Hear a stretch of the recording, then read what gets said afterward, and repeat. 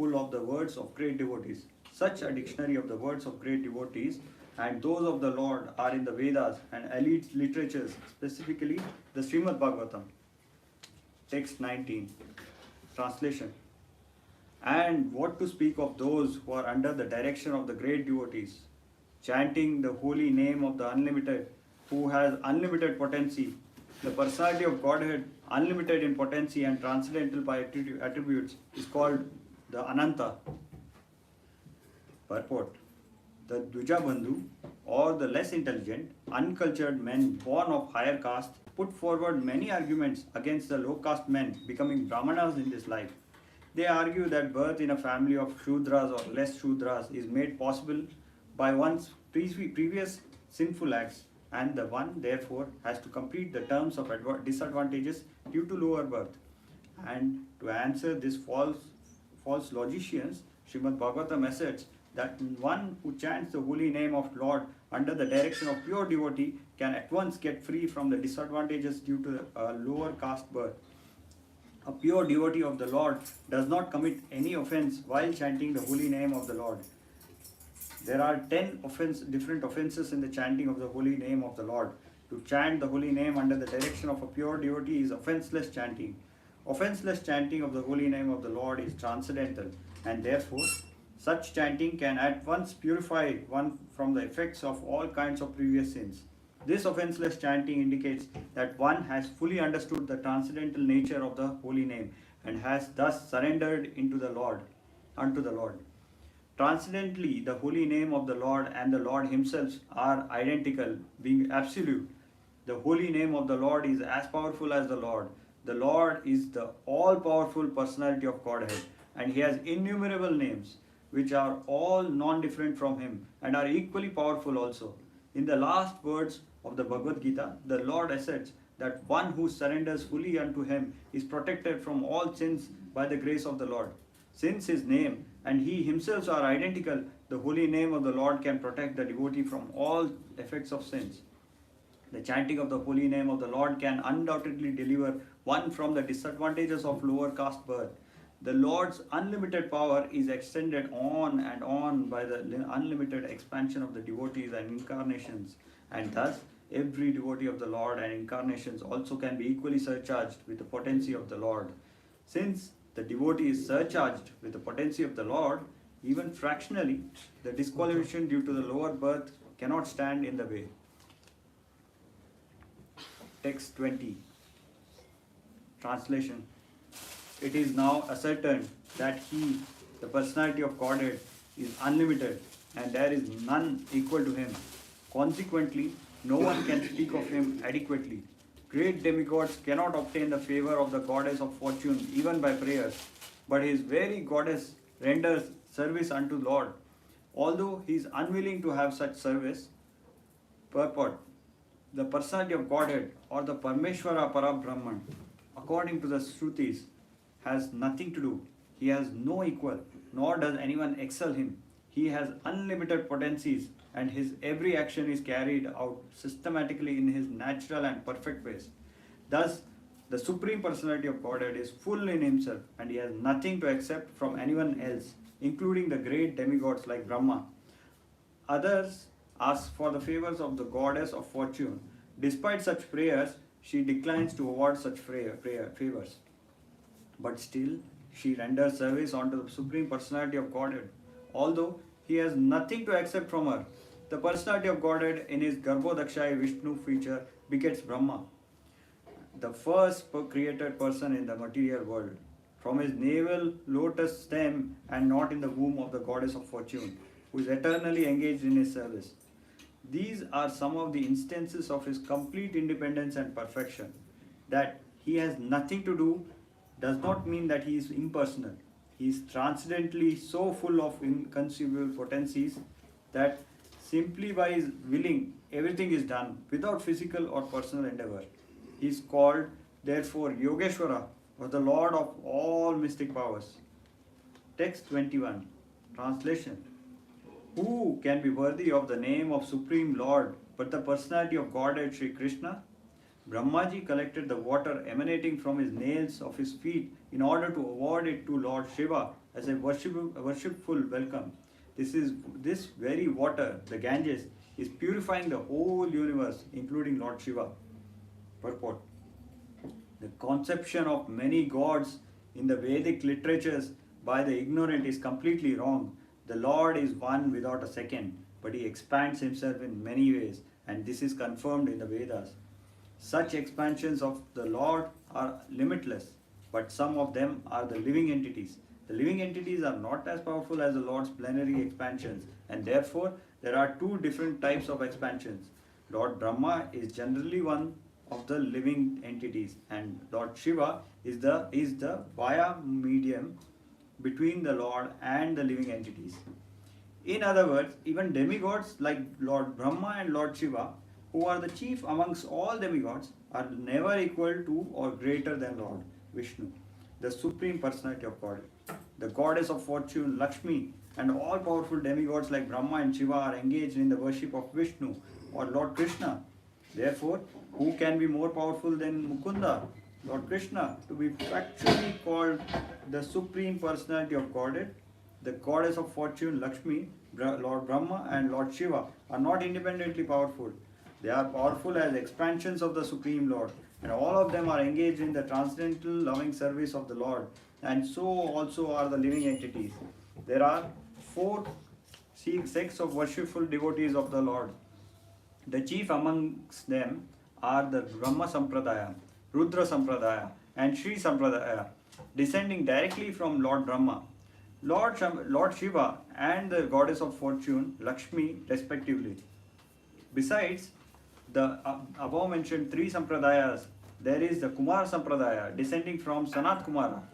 All of the four original Sampradayas are still scrupulously engaged in the transcendental service of the Lord up to date, and they all declare that Lord Krishna, Mukunda, is the supreme personality of Godhead, and no other personality is equal to him or greater than him.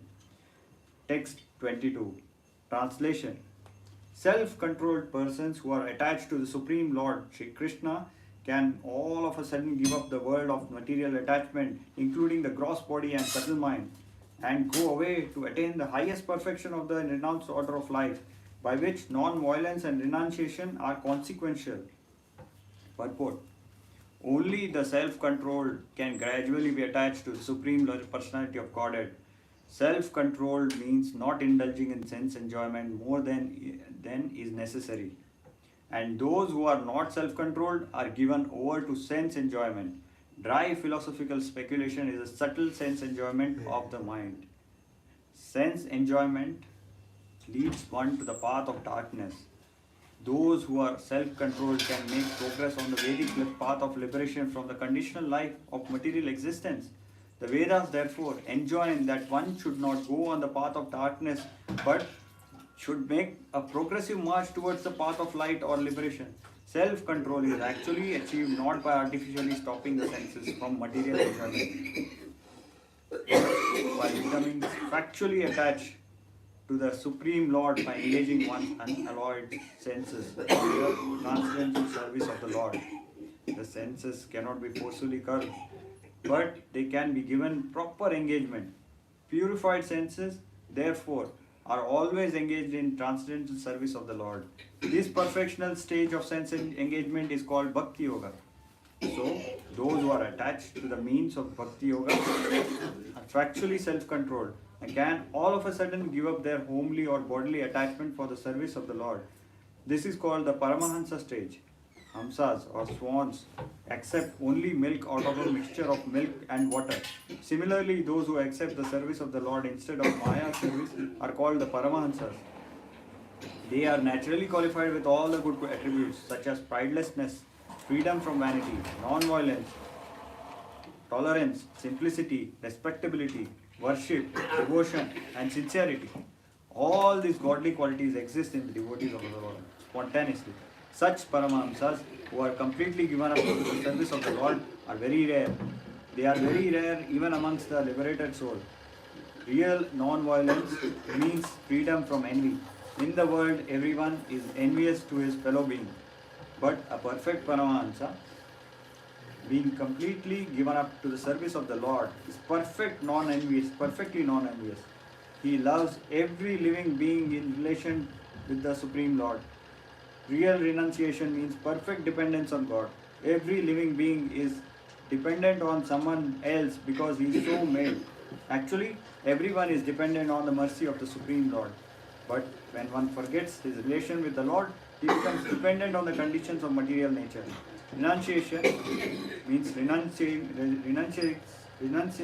one's dependence on the condition of material nature and thus becoming completely dependent on the mercy of the Lord. Real independence means complete faith in the mercy of the Lord without dependence on the conditions of the matter. This Paramahamsa stage is the highest perfectional stage in Bhakti Yoga, the process of devotional service to the Lord. Text 23. Translation. O Rishis, who are as powerfully pure as the sun, I shall try to describe to you the transcendental pastimes of Vishnu as far as my knowledge is concerned.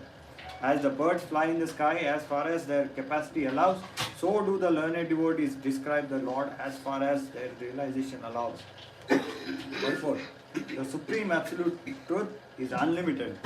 No living being can know what is unlimited by his limited capacity.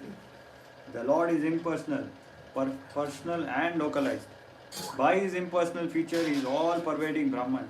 By his localized feature, he is present in everyone's heart as Supreme Soul. And by his ultimate personal feature, he is the object of transcendental loving service by his fortunate service associates, the pure devotees. The pastimes of the Lord in different features can only be estimated partly by the great learned devotees. So, Srila Sudha Goswami has rightly taken this position in describing the pastimes of the Lord as far as he has realized. Factually, only the Lord himself can describe himself, and his learned devotee also can describe him as far as the Lord gives him the power of description. Text 24 to 25. Translation. Once upon a time, Maharaja Parikshit, while engaged in hunting in the forest with bows and arrows, became extremely fatigued, hungry, and thirsty while following the stags. While searching for a reservoir of water, he entered the hermitage of a well-known Samika Rishi and saw the sage sitting silently with closed eyes. Purport. The Supreme Lord is so kind to his pure devotees that in proper time he calls such devotees up to him and thus creates an auspicious circumstance for the devotee. Maharaj Parikshit was a pure devotee of the Lord, and there was no reason for him to become extremely fatigued, hungry, and thirsty because a devotee of the Lord never becomes perturbed by such bodily demands. But by the desire of the Lord, even such a devotee can become apparently fatigued and thirsty just to create a situation favorably for his renunciation of worldly activities. One has to give up all attachment for worldly relation before one is able to go back to Godhead. And thus, when a devotee is too much absorbed in worldly affairs, and the Lord creates a situation caused indifference. The Supreme Lord never forgets his pure devotee. Even though he may be engaged in so-called worldly affairs, sometimes he creates an awkward situation and the devotee becomes obliged to renounce all worldly affairs. The devotee can understand by the signal of the Lord, but others take it to be unfavorable and frustrating. Maharaja Parikshit was to become the medium for the revelation of Srimad Bhagavatam by Lord Krishna, as his grandfather Arjuna was the medium for the Bhagavad Gita. Had Arjuna not taken up with an illusion of family affection by the will of the Lord, the Bhagavad Gita would not have been spoken by the Lord himself for the good of all concerned. Similarly, had Maharaja Parikshit not been fatigued, hungry and thirsty at this time, Srimad Bhagavatam would not have been spoken by Srila Sukadeva Goswami, the prime authority of Srimad Bhagavatam. So, this is a prelude to the circumstances under which Srimad Bhagavatam was spoken for the benefit of all concerned. The prelude therefore begins with the words once upon a time. Text 26. Translation. The Muni's sense organs, breath, mind and intelligence were all restrained from material activities. He was situated in a trance apart from the three: wakefulness, dream and unconsciousness, having achieved a transcendental position qualitatively equal with the Supreme Absolute. Purport. It appears that the Muni is whose hermitage the king entered was in yogic trance. The transcendental position is attained by three processes, namely the process of jnana or theoretical knowledge of transcendence, the process of yoga or factual realization of trance by manipulation of physiological or psychological functions of the body, and the most approved process of bhakti yoga or the engagement of senses is the devotional service of the Lord. In the Bhagavad Gita, also we have the information of the gradual development of perception from matter to a living entity. Our material mind and body develop from the material entity, the soul, and being influenced by three qualities of matter. We forget our real identity. The jnana process theoretically speculates about the reality of the soul.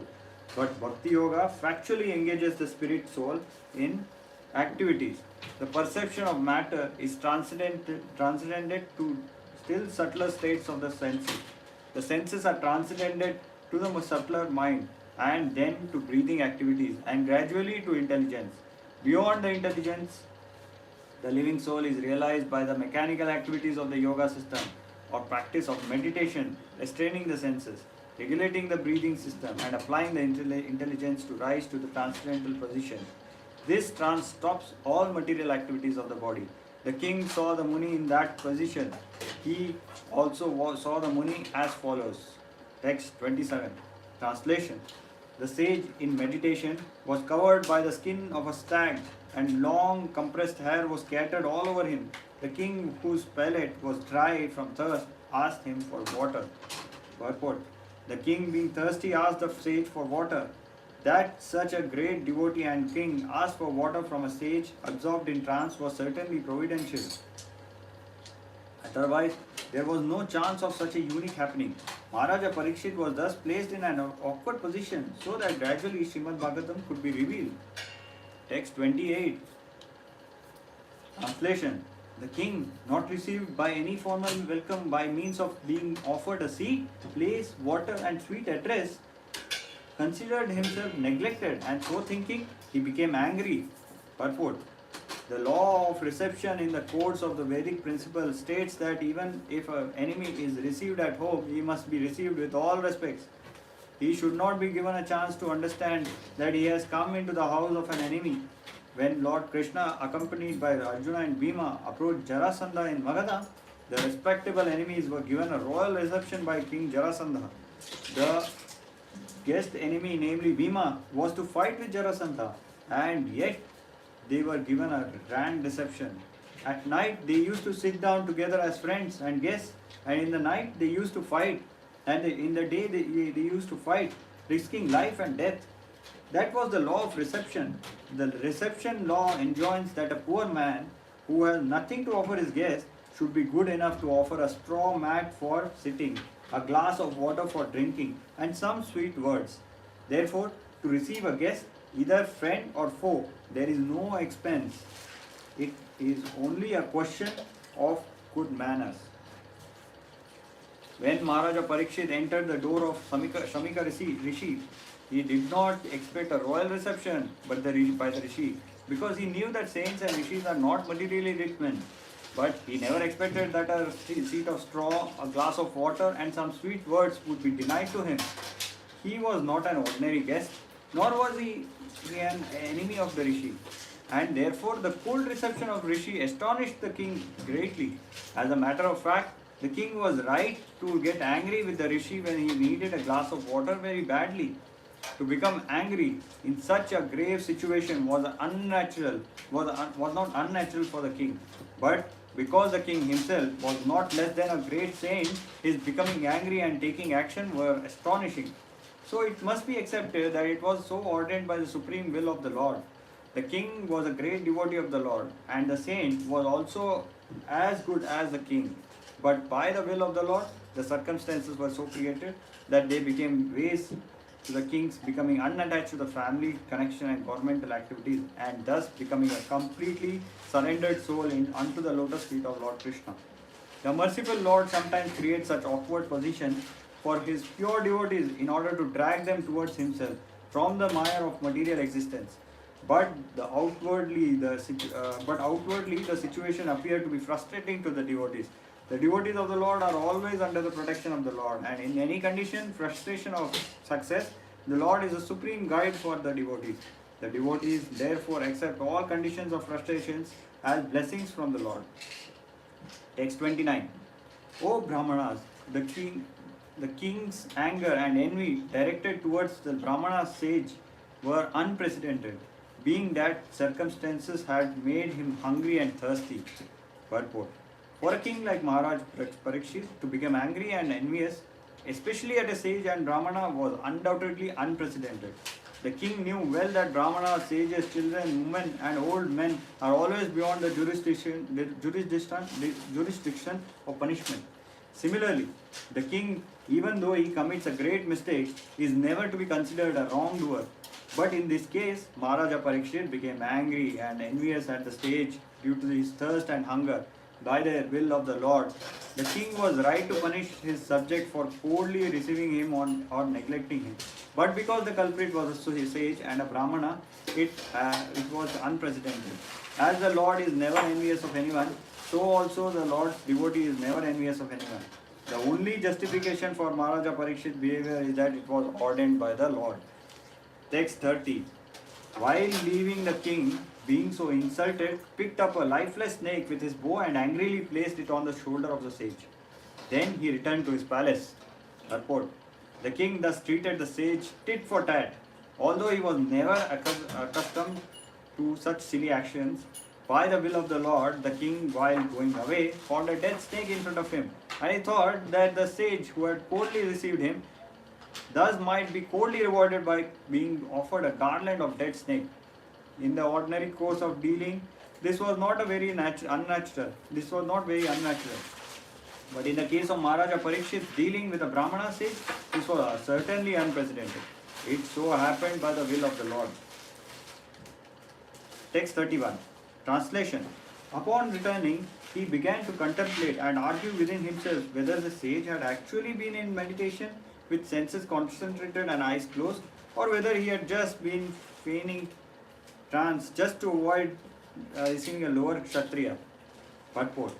The king, being a devotee of the Lord, did not approve of his own action, and thus he began to wonder whether the sage was really in a trance or was just pretending in order to avoid receiving the king, who was a Kshatriya and therefore lower in rank.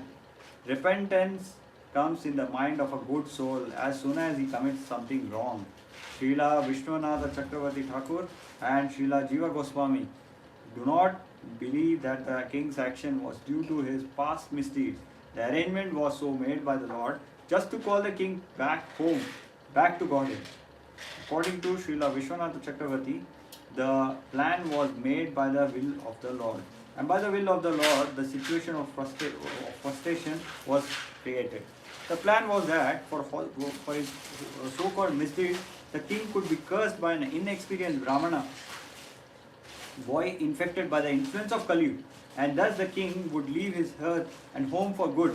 His connections with Srila Sukadeva Goswami would enable the presentation of the great Srimad Bhagavatam, which is considered to be the book Incarnation of the Lord. This book, Incarnation of the Lord, gives much fascinating information of the transcendental pastimes of the Lord, like his Rasa Leela with the spiritual cowherd damsels of Brajabhumi. This specific pastime of the Lord has a special significance because anyone who properly learns about this particular pastimes of the Lord will certainly be dissuaded by mundane sex desire and be placed on the path of sublime devotional service to the Lord. The pure devotee's mundane frustration is meant to elevate the devotee to a higher transcendental position. By placing Arjuna and the Pandavas in frustration due to the intrigue of their cousin brothers, the prelude of battle of Kurukshetra was created by the Lord. This was to incarnate the sound representative of the Lord, Bhagavad Gita. So by placing King Parikshit in an awkward position, the incarnation of Srimad Bhagavatam was created by the will of the Lord. Being distressed by hunger and thirst was only a show. Because the king endured much, even in the womb of his mother, he was never disturbed by the glaring heat of the Brahmastra released by Ashwatthama. The king's distressed condition was certainly unprecedented. The devotees like Maharaja Parikshit was powerful enough to forbear such distresses by the will of the Lord, and they are never disturbed. The situation in this case was therefore all planned by the Lord. Text 32. Translation. The sage had a son who was very powerful, being a Brahmana's son. While he was playing with inexperienced boys, he heard his father's distress, which was occasioned by the king.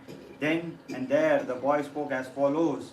Due to Maharaja Parikshit's good government, even a boy of tender age who was playing with other inexperienced boys could become a powerful as qualified Brahmana.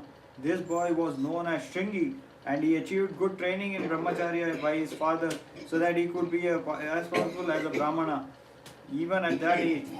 But because of the age of Kali, he was seeking an opportunity to spoil the cultural heritage of the four orders of life. The inexperienced boy gave a chance for the age of Kali to enter into the field of Vedic culture. State trade of the lower orders of life began from the Brahmana boy under the influence of Kali, and thus cultural life began to dwindle day after day. The first victim of Brahminical injustice was Maharaja Parikshit, and thus the protection given by king against the onslaught of Kali was slackened. Text 33. Translation. The Brahmana's son Shringi said, "Oh, just look at the sins of the ruler who, like cows and watchdogs at the door, perpetrate sins against their masters, contrary to the principles governing servants." Purport. The Brahmanas were considered to be the head and brains of the social body, and the Kshatriyas are considered to be arms of the social body. The arms are required to protect the body from all harm, but the arms must act accordingly to the direction of the head and the brain. That is a natural arrangement made by the Supreme Order. For it is confirmed in the Bhagavad Gita that four social orders or castes, namely the Brahmanas, the Kshatriyas, the Vaishyas, and the Shudras, are set up according to the quality and work done by them. Naturally, the son of a Brahmana has a good chance to become a Brahmana by the direction of his qualified father. As a son of a medical practitioner, has a very good chance to become a qualified medical practitioner. So the caste system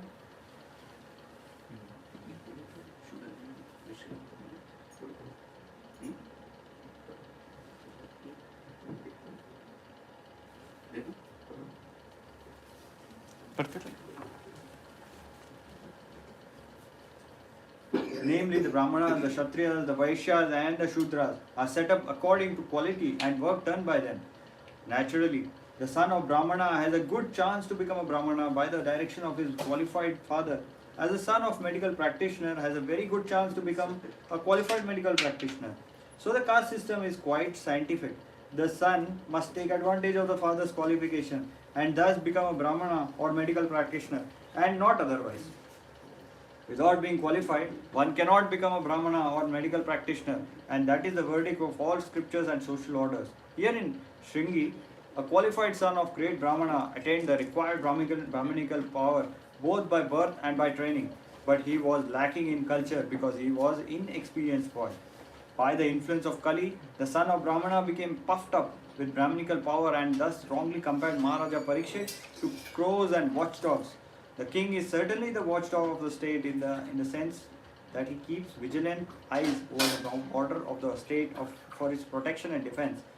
But to address him as a watchdog is the sign of a less cultured boy.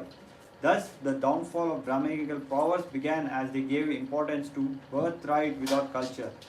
The downfall of the Brahmana caste began in the age of Kali. And since Brahmanas are the heads of the social order, all the other orders of society also began to deteriorate. This beginning of Brahminical deterioration was highly deplored by the father of Shringi, as we will find. Text 34. Translation. The descendants of kingly orders are definitely designated as the watchdogs, and they must keep themselves at the door. On what grounds can dog enter the house and claim to dine with the master on the same plate? Purport. The inexperienced Brahmana boy certainly knew that the king asked for water from his father and the father did not respond. He tried to explain away his father's hospitality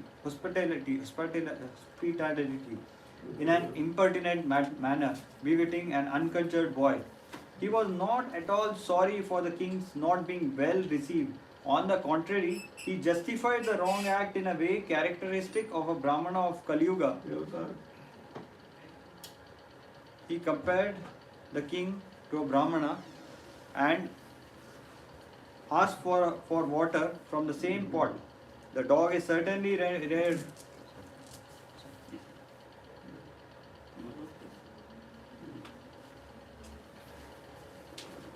reared by its master, but that does not mean that the dog shall claim the time and drink from the same pot. This mentality of false prestige is the cause of downfall of the perfect social order. And we can see that in the beginning it was started by the inexperienced son of a Brahmana.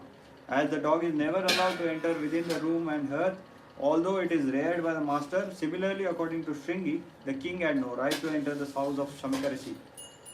According to the boy's opinion, the king was on the wrong side and not his father, and thus he justified his silent father. Text 35. Translation. After the departure of Lord Sri Krishna, the personality of Godhead and supreme ruler of everyone, these upstarts have flourished, our protector being gone. Therefore, I myself shall take up this matter and punish them. Just witness my power. Purport.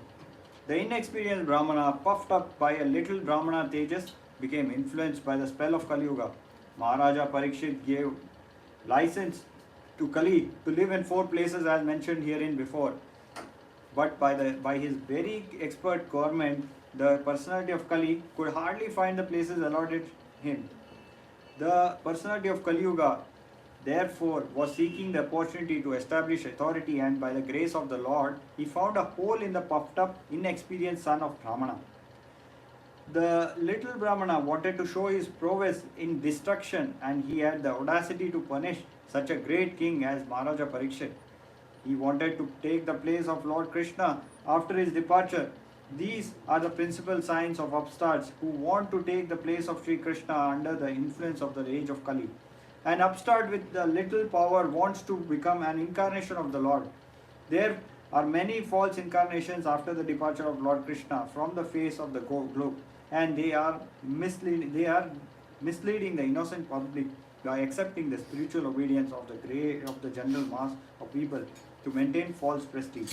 In other words, the personality of Kali got the opportunity to reign in through his son of a Brahmana, Shringi. Text 36. Translation. The son of the Rishi, his eyes red hot with anger, touched the water of river Kaushika while speaking to his playmates and discharged the following thunderbolt of words. Purport. The circumstances under which Maharaja Parikshit was cursed were simply childish, as it appeared from this verse. Shringi was showing his impudence amongst his playmates, who were innocent. Any sane man who have prevented him from doing such great harm to all human society. By killing a king like Maharaja Parikshit, just to make a show of acquired Brahminical power, the inexperienced son of a Brahmana committed a great mistake. Text 37. Translation. The Brahmana's son cursed the king thus. On the 7th day from today, a snake bird will bite the most wretched one of their dynasty, Maharaja Parikshit, because of his having broken the laws of etiquette by insulting my father. Purport. Thus, the beginning of the misuse of Brahminical power began, and gradually the Brahmanas in the age of Kali became devoid of both Brahminical powers and culture. The Brahmana boy considered Maharaja Parikshit to be Kalangara, or a wretched of the dynasty. But factually, the Brahmana boy himself was so because only from him did the Brahmana caste become powerless. Like the snake whose poison teeth are broken. The snake is fearful as long as his poison teeth are there. Otherwise, he is fearful only to children. The personality of Kali conquered the Brahmana boy first and gradually the other castes. Thus, the whole scientific system of the orders of society in this age has assumed the form of a vitiated caste system, which is now being uprooted by another class of men similarly influenced by the age of Kali. One should see to the root cause of vitiation and not try to condemn the system as it is, without knowledge of its scientific value. Text 38. Translation. Therefore, thereafter, when the boy returned to the hermitage, he saw a snake on his father's shoulder, and out of his grief, he cried very loudly. Purport. The boy was not happy because he committed a great mistake, and he wanted to be relieved of the burden of on his heart by crying. So after entering the hermitage and seeing his father in that condition, he cried loudly so that he might be relieved, but it was too late. The father regretted the whole incident. Text 39. O Brahmanas, the rishi who was born in the family of Angira Muni, hearing his son crying, gradually opened his eye and saw the dead snake around his neck. Text 40. Translation. He threw the dead snake aside and asked his son why he was crying, whether anyone had done him harm. On hearing this, the son explained to him what had happened. Purport. The father did not take the dead snake on his neck very seriously. He simply threw it away. Actually, there was nothing seriously wrong in Maharaja Parikshit's act. But the foolish son took it very seriously, and being influenced by Kali, he cursed the king, and thus ended a chapter of happy history.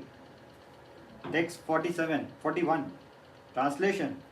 The father heard from his son that the king had been cursed, although he should never have been condemned, for he was the best amongst all human beings. The rishi did not congratulate his son, but on the contrary began to repent, saying, Alas, what a great sinful act was performed by my son. He has awarded heavy punishment for an insignificant offense. Purport. The king is the best of all human beings. He is the representative of the God and is never to be condemned for any of his actions. In other words, the king can do no wrong. The king may order hanging of a culprit son of a Brahmana, but he does not become sinful for killing a Brahmana. Even if there is something wrong with the king, he is never to be condemned. A medical practitioner may kill a patient by mistaken mistreatment, but such a killer is never condemned to death. So, what to speak of a good and pious king like Maharaja Parikshit? In the Vedic way of life, the king is trained to become a Rajrishi or a great saint, although he is ruling as a king. It is the king only by whose good government the citizen can live peacefully and without any fear. The Raja Rishis would manage their kingdom so nicely and piously that their subjects would respect them as if they were the Lord. That is the instruction of the Vedas. The king is called Narendra, or the best amongst the human beings. How then could a king like Maharaja Parikshit be condemned by an inexperienced, puffed up son of a Brahmana, even though he had attained the powers of a qualified Brahmana? Since Shamika Rishi was an experienced, good Brahmana, he did not approve of the actions of his condemned son. He began to lament for all that his son had done. The king was beyond the jurisdiction of curses as a general rule, and what to speak of a good king like Maharaja Parikshit? The offense of the king was most insignificant, and his being condemned to death was certainly a very great sin for Shringi. Therefore, Rishi Shamika regretted the whole incident. Text 42.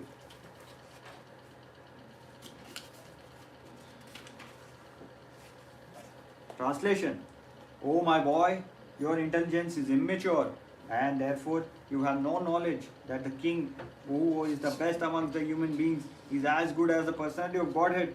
He is never to be placed on an equal footing with common men. The citizens of the state live in prosperity, being protected by the unsurpassable prowess. Text 44. Translation. My dear boy, the Lord who carries the wheel of a chariot is represented by the monarchical regime, and when this regime is abolished, the whole world becomes filled with thieves, who then at once vanquish the unprotected subjects like scattered limbs.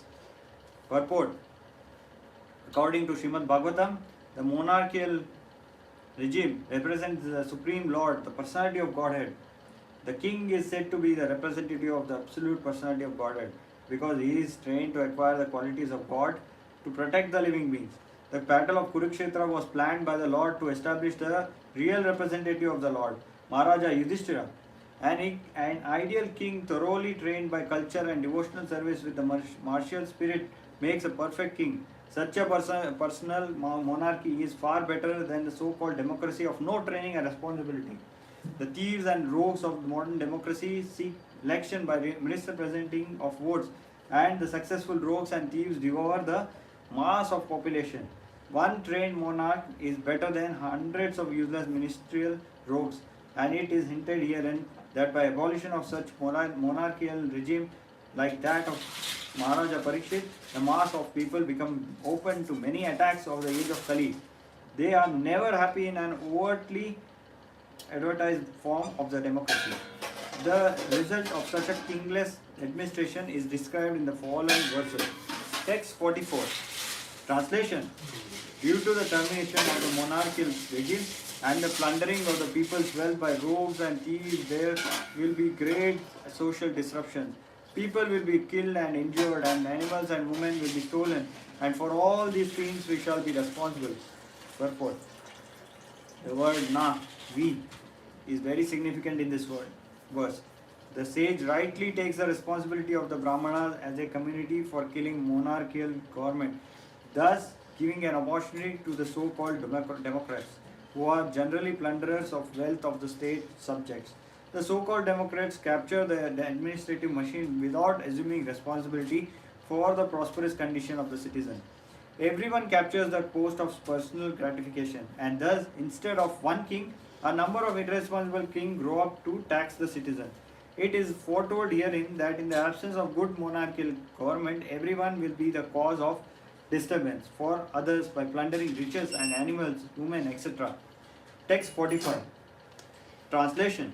At the time, the people in general will fall systematically from the path of progressive civilization in respect to the qualitative engagements of the castes and the orders of society and the Vedic injunctions. Thus, they will be more attracted to economic development for sense gratification, and as a result, there will be an unwanted population to the levels of dogs and monkeys. Purport. It is foretold herein that in the absence of monarchical regime, the general mass of people will be an unwanted population like dogs and monkeys. As the monkeys are too sexually inclined and dogs are shameless in sexual intercourse, the general mass of population born of illegitimate connection will systematically go astray from the Vedic way of good manners and qualitative engagements in the castes and orders of life. The Vedic way of life is the progressive march of civilization of the Aryans. The Aryans are progressive in Vedic civilization. The Vedic civilization's destination is to go back to God and back home, where there is no birth, no death, no old age, and no disease. The Vedas direct everyone not to remain in the darkness of material world, but to go towards the light of the spiritual kingdom, far beyond the material sky. The qualitative caste system and the orders of life are scientifically planned by the Lord and his representatives, the great rishis. The perfect way of life gives all sorts of instructions in things both material and spiritual. The Vedic way of life does not allow any man to be like the monkeys and the dogs. A degraded civilization of sense gratification and economic development is the byproduct of a godless and kingless government of the people, by the people, and for the people. The people should not, therefore, begrudge the poor administration they themselves elect. Text 46. Translation. The Emperor Parikshit is a pious king. He is highly celebrated and is a first-class devotee of the personality of Godhead. He is a saint amongst royalty, and he has performed many horse sacrifices. When such a king is tired and fatigued, being stricken with hunger and thirst, he does not at all deserve to be cursed. Purport. After explaining the general codes relating to the royal position and asserting that the king can do no wrong and therefore is never to be condemned, the sage Shamika wanted to say something about Emperor Parikshit specifically. The specific qualification of Maharaja Parikshit is summarized herein. The king, even calculated as a king only, was most celebrated as a ruler who administered the religious principle of the royal order. In the Shastras, the duties of all castes and orders of society are prescribed. All the qualities of Kshatriya mentioned in the Bhagavad Gita 18.43 were present in the person of the emperor. He was also a great devotee of the Lord and a self-realized soul.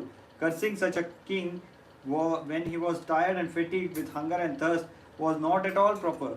Shamika Rishi thus admitted from all sides that Maharaja Parikshit was cursed most unjustly. Although all the Brahmanas were aloof from the incident, still from the childish action of a Brahmana boy, the whole world situation was changed. Thus, Rishi Shamika, a Brahmana, took responsibility for all deterioration of the good orders of the world. Text 47. Translation. The Rishi prayed to the all-pervading personality of Godhead to pardon his immature boy who had no intelligence and who committed the great sin of cursing a person who was completely free from all sins, who was subordinate and who deserved to be protected. Purport. Everyone is responsible for his own action, either pious or sinful.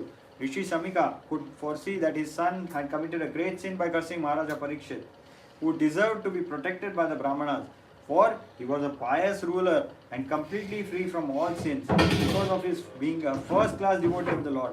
When an offense is done unto the devotee of the Lord, it is very difficult to overcome the reaction.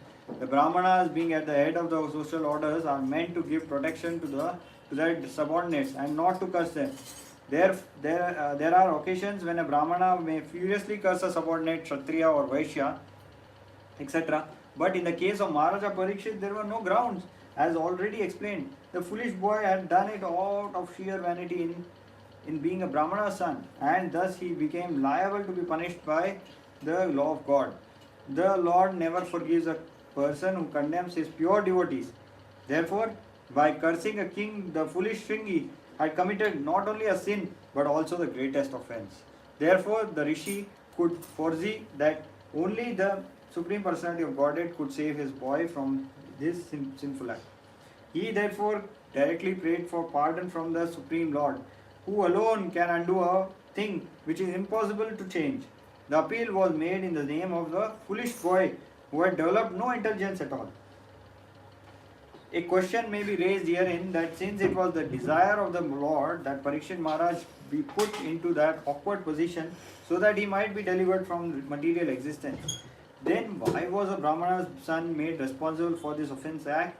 The answer is that the offensive act was performed by a child only so that he could be excused very easily, and thus the prayer of the father was accepted. But if the question is raised by the Brahmana community as a whole was made responsible for allowing Kali into the world affairs, the answer is given in the Varaha Purana, that the demons who acted inimically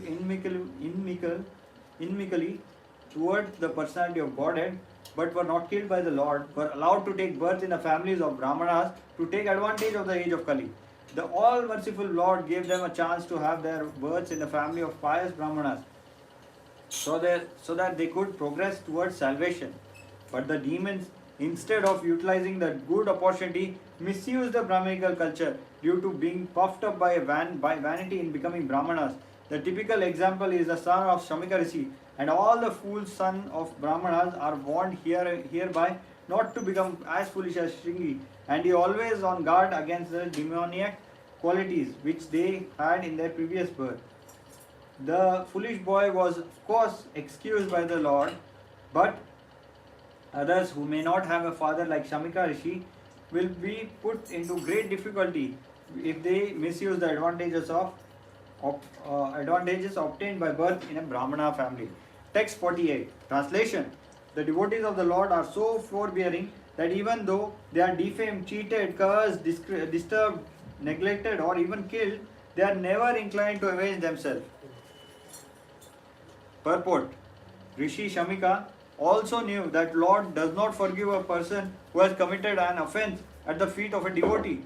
The Lord can only give direction to take shelter of the devotee.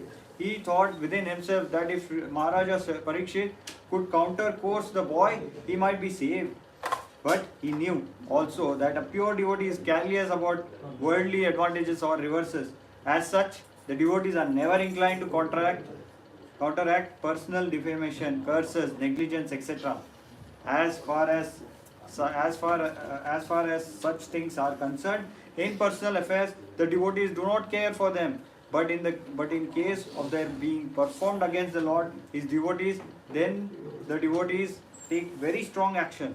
It was a personal affair, and therefore Shamika Rishi knew that the king would not only not take counteraction. Thus, there was no alternative than to place an appeal to the Lord for the immature boy. It is not that only the Brahmanas are powerful enough to award curses or blessings upon the subordinates.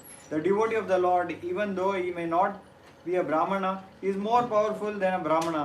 But a powerful devotee never misuses the power for personal benefit.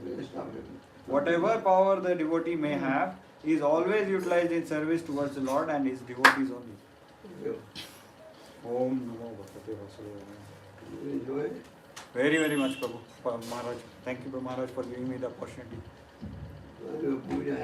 It released all my fears after coming, after reading, Prabhu, after reading Maharaj.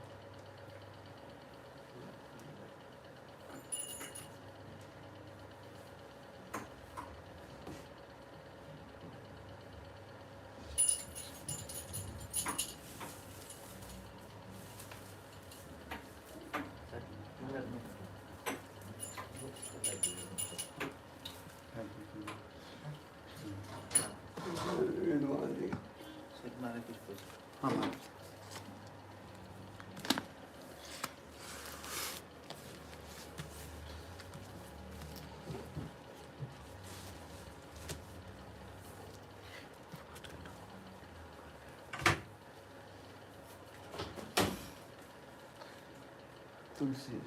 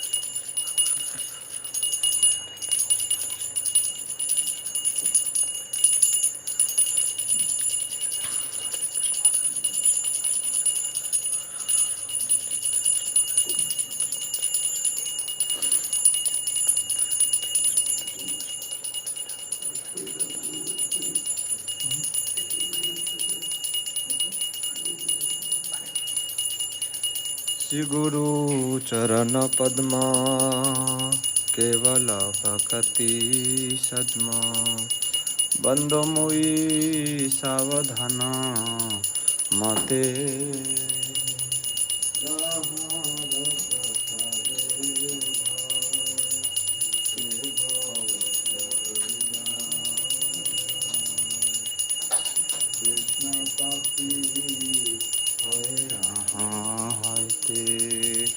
गुरु मुख पद्म वाक्य चिते ते करियाय क्या आरना करिह मने आशा श्री गुरु चरणे रति ऐसे उत्तम गति जे प्रसादे पुरे सर्व आशा चक्षुदान दिलो जे जन्मे जन्मे प्रभु से दिव्य ज्ञान हृदय प्रकाशिता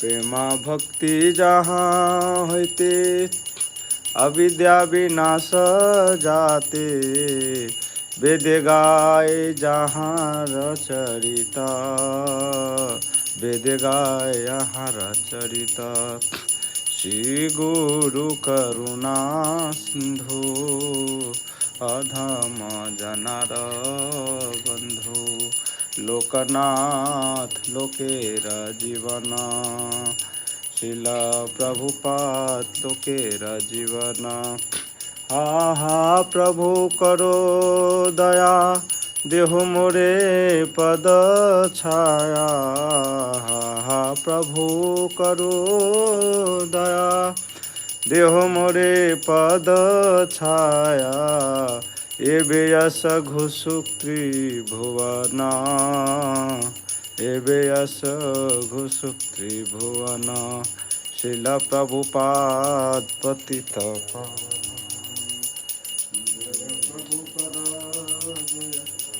प्रभुपदा प्रभुपदा जय प्रभुपदा प्रभुपदा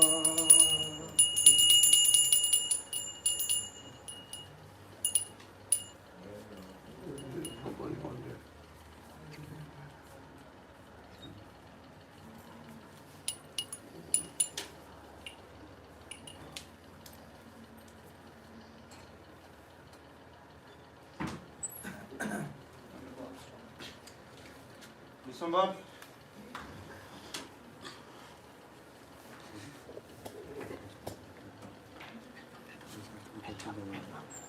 हाँ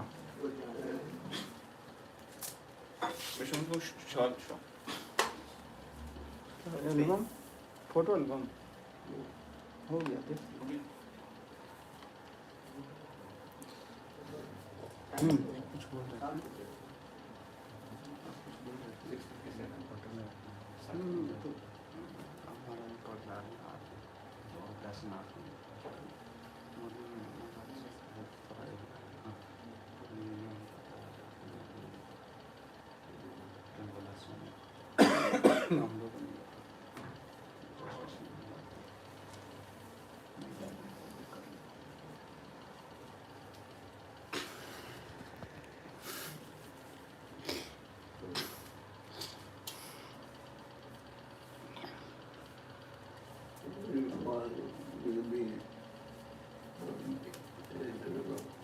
Yes, Prabhu. 9 o'clock. 11 o'clock. Yes, Prabhu. Yes, Maharaj. You will be fasting and then right? Yes, Maharaj.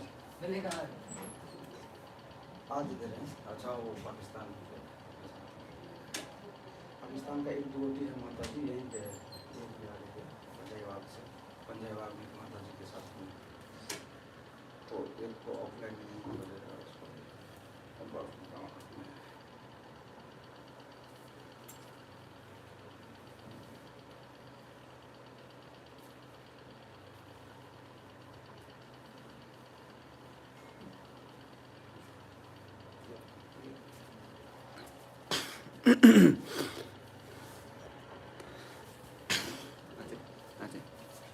Ajay धोती पाँव में आ रही है धोती पाँव में आ रही है तुलसी धोती कहाँ है ये पाँव में लगा